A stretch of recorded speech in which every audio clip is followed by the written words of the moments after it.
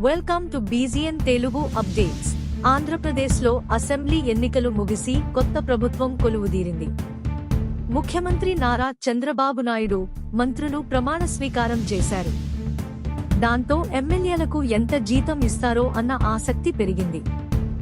ఆంధ్రప్రదేశ్లో ప్రస్తుతం ఎమ్మెల్యేల వేతనాలు, భత్యాల లెక్కలు ఎలా ఉన్నాయో చూద్దాం.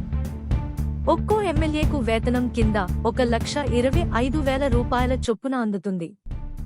దాంతో పాటు ఎమ్మెల్యే క్వార్టర్స్ అందుబాటులో లేకపోవడంతో మరో రూపాయలు 50,000 హెచ్ఆర్ఏగా చెల్లిస్తున్నారు.